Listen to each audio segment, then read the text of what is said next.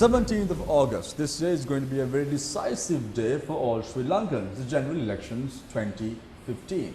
I'm in conversation with an individual who has spearheaded the Sri Lankan political landscape, and he has done much work over the last few decades. Now, he is none other than the leader of the Mahajan Peramuna and also former Minister Dinesh Gunawardena. Mr. Gunawardena, thank you very much for joining us right here on the First Infocus. Starting off, Father, Mr. Philip Gunawardena and P.H. William Silva. Since then, have you been able to carry out their legacy forward? 1956 was the formation of the Mahajan Peramuna, and Mahajan Peramuna was swept to power because people wanted a change that would give their aspirations a place in government and the future of the country. Most of the programs earmarked and launched since then, I would say right up to 77, have been based on the foundations that were laid in 56. Many reforms. Have you been able to take your father's legacy forward? I have been able to protect some of the work done by my father and the MEP, as well as propose new thinking into the political programs by which the MEP would contribute in Parliament and in government. Some of those have been accepted even by our political opponents, for such as the electoral reform, which was proposed by me. I was finally had to chair the Election Commission. Mandatory provisions for the identity card for voting, which was a proposal that we brought, and many other aspects in terms of development work, protection of the unitary state of our country. The MEP championed this cause when no other political party stood for the principle.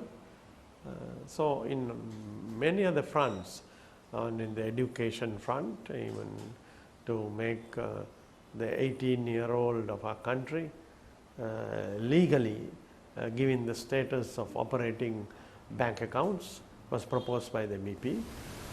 Since 1994, your party has not contested a general election individually or independently. However, in 1960 we saw MEP gaining 10 seats in the assembly. What is the reason for this? Is it because the mandate or the trust placed by the people on the Mahajan Peramuna is slowly fading away? Mahajan Peramuna did run on its own in 89, and we got 3 members into Parliament. And MEP has been, of course, since 56 proposing the grand alliances and fronts against the United National Party that would bring strength for the formation of a government which would have due consideration and a role for the MEP policies and principles, on which this is the progressive movement in our country. They were all united, though they are separate political parties, under one front to gain political power and implement programs which they would agree on. Many are of the opinion, a general opinion is the fact that many political parties who are affiliated with the United People's Freedom Alliance are clinging on to the UPFA because they do not have a voter base. What are your thoughts on this? No, I can't agree to that principle. All political parties in this country finally work around a key party. If you take the United National Party, you see the SLMC, you see so many parties, Champika Ranawaka, and political parties going into alliance with the UNP.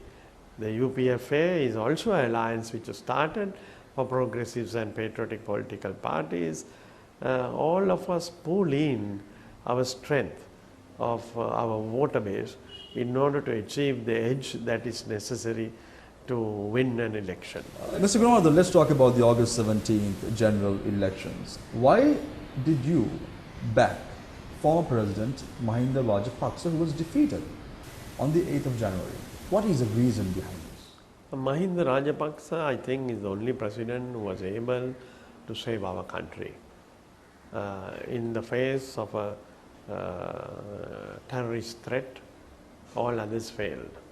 And he was able to lead the country to victory, which is not just a victory against terrorism. It protected our country from disintegration and breaking up into 2 or 3 states. This is a historic contribution to our country. And then Mahinda Rajapaksa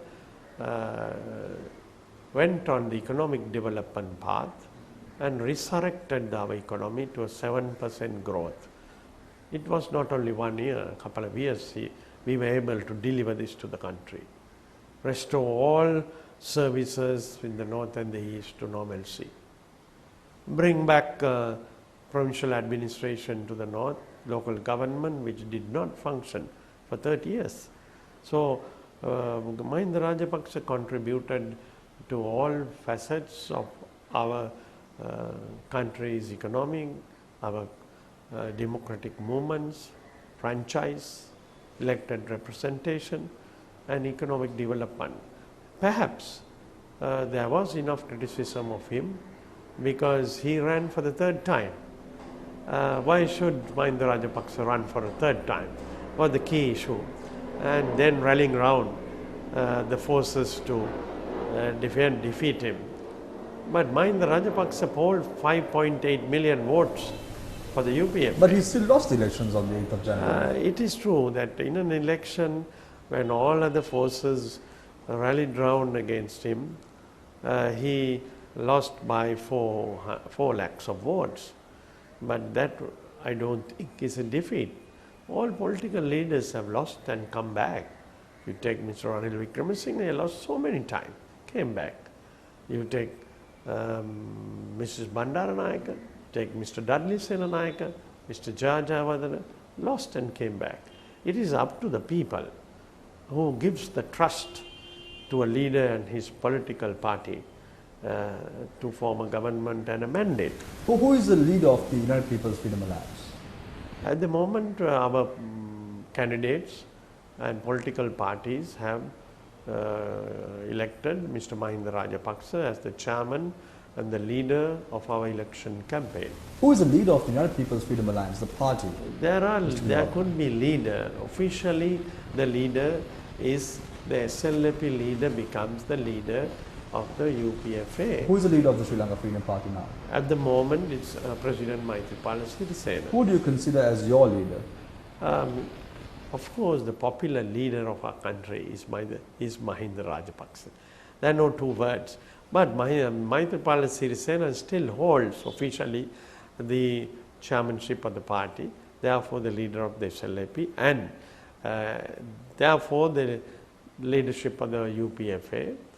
We know that Maithripala Sirisena, a seasoned politician, is the president of the country for another 6 years. So we work with him also. Since the appointment of President Maithripala Sirisena to the post of President and Chairman of the Sri Lanka Freedom Party, a faction has split. Do you think there is a split within the Sri Lanka Freedom Party and the United People's Freedom Alliance at the moment? No, I don't think the UPF has split. Those who have... However, addressing the nation 2 weeks ago, the President said that he is going to act neutral at the elections, and he said that he was against giving nominations to the popular leader that you call now, that is the former President Mahinda Rajapaksa. There seems to be a split, isn't it? No, I don't think that's a split. What is this called? President Sirisena expressed so many opinions in this grand speech, not only about UPFA and its leader and its how we work, about the UNP leader and how he has worked also. So that is the President's view, but he as head of the party has approved all the candidates who are contesting under UPFA, and it is his consent too that contributed to Mahinda Rajapaksa coming in to contest and becoming the chairman of the election campaign that will win the election for the UPFA and be elected to form the government as the Prime Minister. The President during his speech made a very interesting remark. He said that there are many seniors within the Sri Lanka Freedom Party and the People's Freedom Alliance who are more deserving than the former president to be nominated as a prime ministerial candidate. Was he referring to individuals like you? I don't know, I have had so many chats with him, but I think he is very clear on what is going to happen. What is going to happen? Is the outcome of the election, and if the UNP is defeated, he will call upon the leader of the election campaign and the unanimous choice of the MPs, as we have pledged today in Anuradhapuram first meeting, to elect Mahinda Rajapaksa. Now the opinions expressed, we have had this opinion. We have had Jayawardena running under Dudley Seranayake, but everyone saying that it is not Dudley who should be Prime Minister of the UNP, but Jayajay. But Jayajay stood with Dudley and gave Dudley Seranayake always to lead, because he was the popular leader of that time. So there are issues on both camps like this. There was Mr. R. Premadas, who had a battle with Lalit Atulat Mudali and Gavin Disnayaka. Let us not forget, for who's to succeed President Jayajay. However, the president has been very clear that he has not nominated anyone right now as a prime ministerial candidate of the United People's Freedom Alliance. Is that right? We have had the party leaders established to lead the campaign in Who a should the committee. people vote for? Let me put it this way, Mr. Gunawardena. Who should the people vote for? Is it President Maithripala Sirisena or is it former President Mahinda Rajapaksa when they go on to the polling booth on the 17th of August? No, Who should they vote for? President Maithripala Sirisena is not a candidate, and it is the most popular candidate of today who polled 5.8 million. Mahinda Rajapaksa for the Beetle UPFA, who's there today. So people will vote for him. Of course, he's contesting in a district. So in every district, UPFA will have different candidates. But the UPFA's overwhelming support and the support of the country still lives of 5.5 months ago. 5.8 million casted their vote to the Beetle leaf for Mahinda Rajapaksa. With a majority of 400,000 votes, former President Mahinda Rajapaksa lost the elections. Is it because the former regime was corrupt? Was this a reason? Or is there any other reason? No, it is a united effort of all forces, political and non-political forces who wanted to get Mahinda Rajapaksa out. And internationally also, they wanted Mahinda Rajapaksa, the President of Sri Lanka, who was supposed to be a strong man of the third world, out. Of course, you can always accuse any leader of a country. You can make allegations and say this went wrong, that went wrong, all that. That is a different aspect.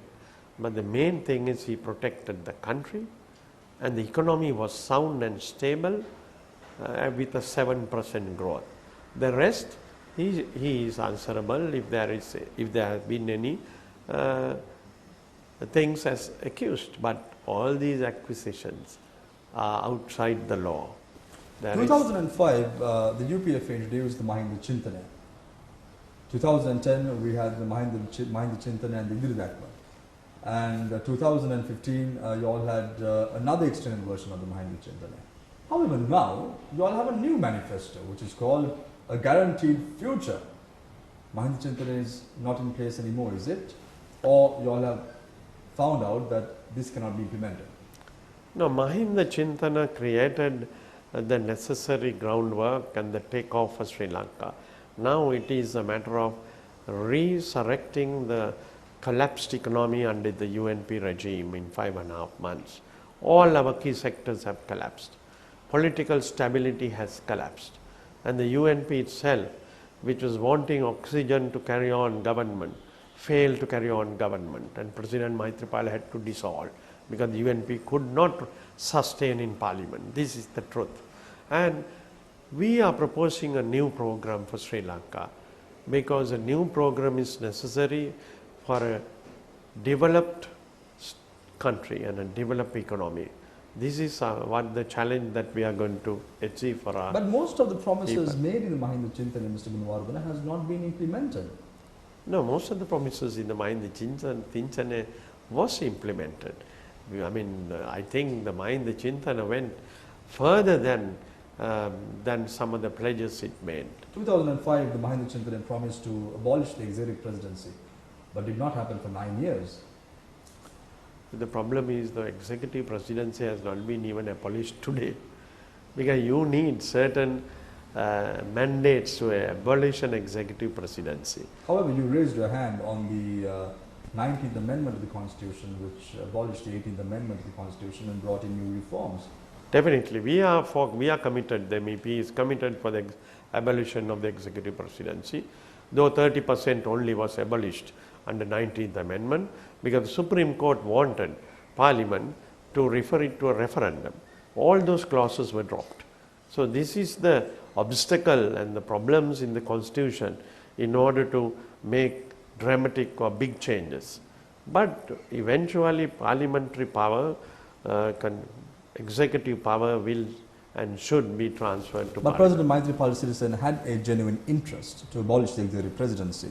He pledged himself for the abolition of the executive presidency. However, let's take a look at the 20th Amendment of the Constitution, and you were very vocal about this as well in Parliament, saying that electoral reforms need to be brought following a thorough discussion and a public discourse about it. You are very vocal about this in Parliament as well. So, what is your take about the electoral reforms that was pledged by President Maithripala Sirisena? And you being a part of the UPFA was against bringing this in as an urgent bill and so on and so forth. What is the reason behind this? No, UPFA in principle did support electoral reform.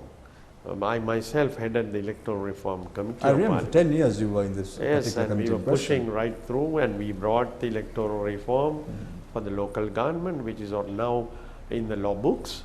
That was done by the UPFA with the consent of our political parties in Parliament. And for the parliamentary electoral system to be changed, the 20th Amendment faced their own camps, opposition, SLMC, TNA, some members of the UNP openly criticized the 20th Amendment. They sabotaged. It is not correct to say that the UPFA opposed. UPFA stood by, and we said we will support the electoral reforms. I hope we can get through the electoral reforms, because that can relieve the unnecessary burdens of the candidates that have been pushed on the voter today.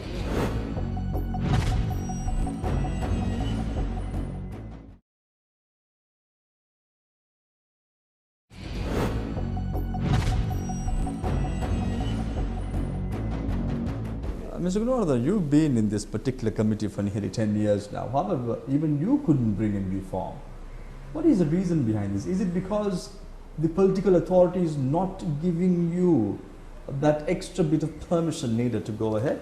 No, And this was former President Mahinda Rajapaksa, who was there in the last 10 years as the leader of the UPFA.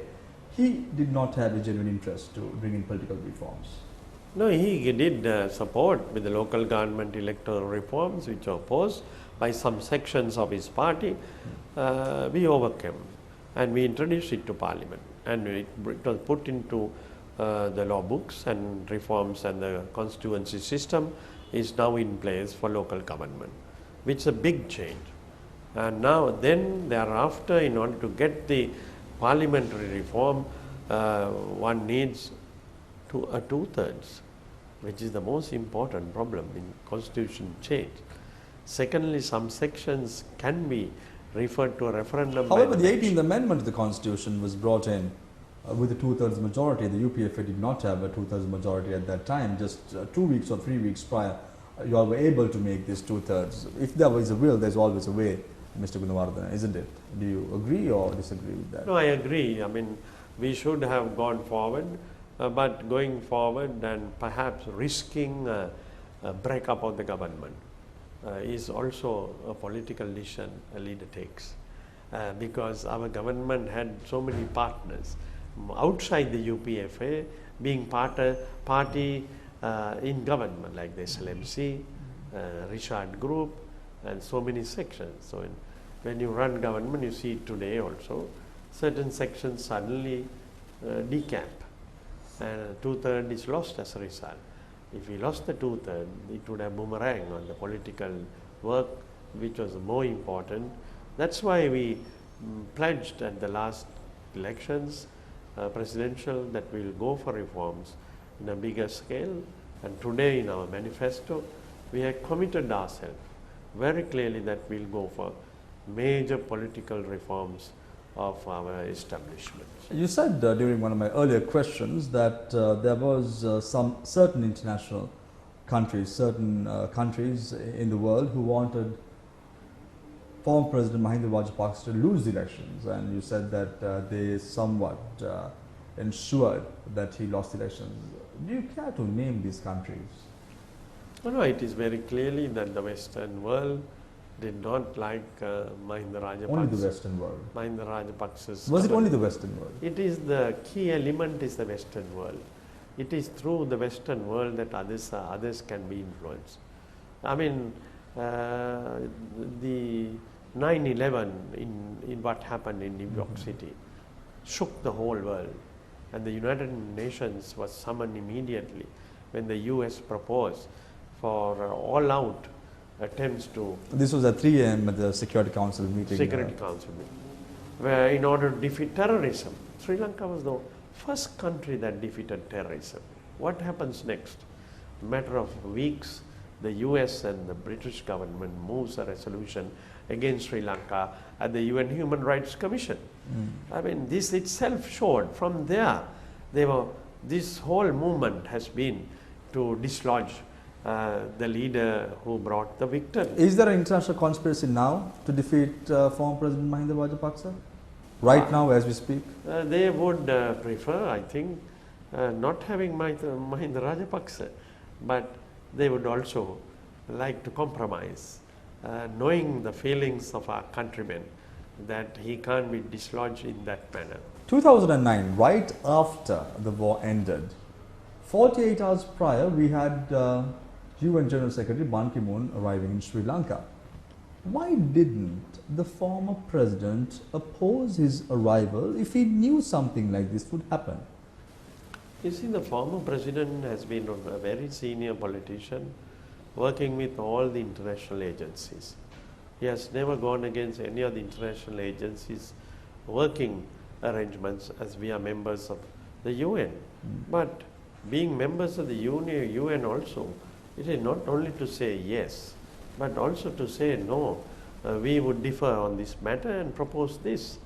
This is how our country national leaders have acted. This is Bandaranaike. However, several years after the former president's regime, and you were part of this particular regime in question, you all were opposing any such moves, not even a visit by a UN panel to arrive in Sri Lanka and do an assessment on what exactly happened during the final stages of the conflict, Mr. Gunawardena.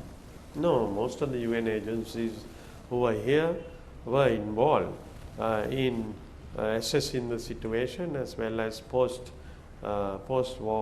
work. Sri Lanka did not reject the UN in total. Are you aware of the joint statement that was signed between the former president and UN Secretary General Ban Ki-moon, which says that a domestic mechanism will be introduced and the international investigations, that is the UN-led panel, could do the needful with regard to the final stages of the conflict. And this is a result where the Darusman report comes into play several years after, which again your government opposed. So there is no exactly international conspiracy. It was something that former President Mahinda Rajapaksa itself signed and agreed upon in the year 2009. Or did he change his mind afterwards? No, I mean the processes have to be to abide by certain accepted norms. Just because a commission can accuse, it does not mean that the commission has been 100% correct. That is why we appointed a couple of commissions headed by eminent people, which the UN itself accepted. Now, the APRC and such commissions went into the whole matter with all representatives and brought out certain reports. But even the recommendations of the LLRC report was not implemented in full. LLRC commission reports, most of it had begun to be implemented.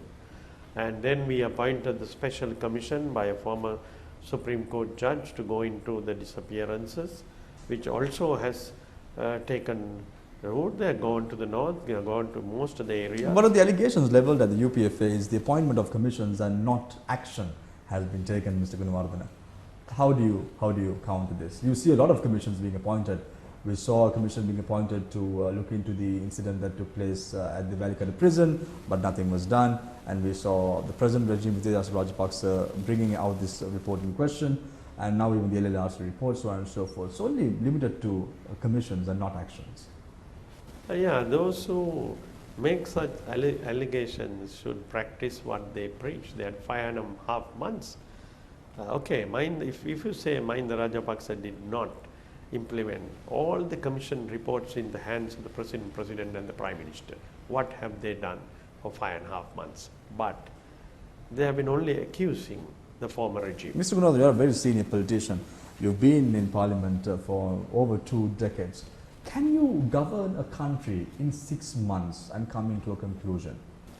Of course, governing a country to mismanagement is a serious issue that every countryman and politician should give their attention. Today our economy has collapsed. You elect a government to run government. Our political stability has collapsed.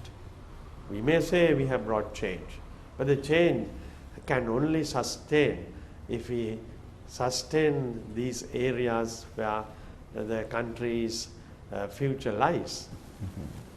Why have this happened? Eminent men were running the economy, they say. Senior politicians were running the country. All sectors have collapsed. Employment, construction sector, tea trade, plantation, rural agriculture, paddy agriculture, rubber, small industry. This is how a country's economy is based on. Political side, what has the governing United National Party done? The general notion right now is the fact that on the 8th of January, the minorities contributed somewhat for the defeat of the former president. 17th of August this year, 2015 general elections. Do you think that the UPFA will again get the support of the minorities? Minorities too are human beings. If they don't get work, if their industry is collapsing, if their work in estates and rubber is collapsing, obviously they will vote against. The whole issue is mainly the economy. If you cannot live, if you cannot get the delivery that you have been waiting for, you oppose the regime. Minorities are pressurizing, or they want their rights as well. We saw an incident that took place in Yatnur recently where the Yatnur Pradesh Sabha chairman was arrested, Mr. Gunawardena, for putting up a distorted national flag. How are these incidents affecting your campaign trail? No, I think the constitution of our country should be respected by all who aspire to go into parliament. But such a similar flag was even put up during a demonstration opposite the Commission to investigate allegations of bribery and corruption as well. Yeah, they were all taken before court. Members, they were given bail, so they were before court. And a public apology was made by former Minister Dalasal Hapiram as well. So I don't think we are going to support any such extremists. We have not. Berwal incident, Aludgama incident, President Rajapaksa moved into the spot immediately that he returned to power. And those elements who are behind this are today leading the UNP campaign. And how can you put one and one together and say, put the allegation by the minorities on the UPFA?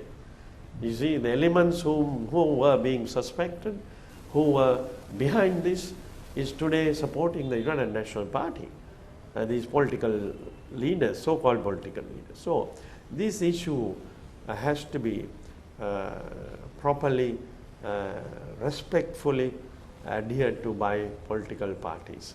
We want the minorities to enjoy the rights that they have to enjoy as citizens of our country.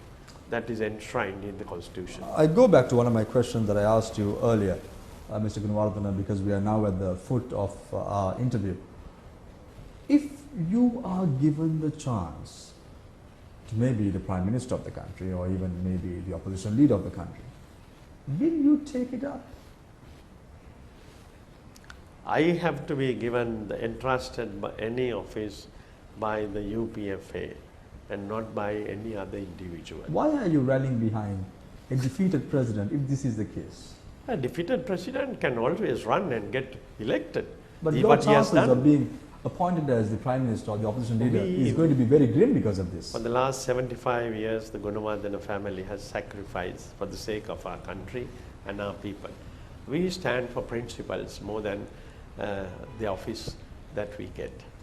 Mr. Gunawardena, my final question is revolving around the Colombo district. You have many individuals, Vimal Veeravansa contesting from Colombo, yourself, Dinesh Gunawardena contesting from Colombo, you have Susil Premajayantha, Bandula Gunawardena, and you have even Uday Gammampille, who are all leaders of political parties. Why must someone go to the polling booth on the 17th and put their preference before you?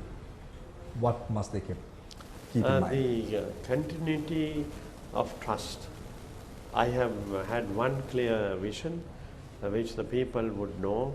From the day that they sent me in '83 to Parliament, I have not let them down, but I have had a continuity. In politics, you must have continuity. Keep on changing your policies, your position and alliances, then it is up to the people to decide whom they should vote. And clean sheet of work as well as clean sheet of trust which I have kept, and an ability to deliver for my country and my voter and represent Parliament in a credible manner, which I have done. I think this is enough. They gave me a mandate last time, and I trust they will give me a heavyweight mandate to be elected to Parliament. During the last regime, you were the Minister of Water Supply and Drainage, which many believe that you couldn't do much work for the people. If elected to Parliament and if you all are able to form a government, are you eyeing a particular portfolio? No, I don't eye any portfolio, but it is clear that under my ministership, the largest number of connections to households in water was during my era, and the largest number of projects, some of it which has been just suspended for no reason by the present government. Even the project for North of Sri Lanka, Water for North, was launched during my time. So I'm happy that though I had only water ministry, I did deliver the impossible, and even Colombo district has totally been piped under the projects for water connections. Mr. Gunawardena, thank you very much for joining us right now on Biz First in Focus. I wish you all the very best to be appointed to Parliament, and I'm looking forward to your party, if the people's will comes through, will be able to form a government as well. Always keep in mind that it is not an election that people have to keep in mind when they go to the polling booth. They have to always keep in mind it's all about the next generation. Go to the polling booth, vote wisely, think before you vote. Thank you very much. This is Biz First in Focus.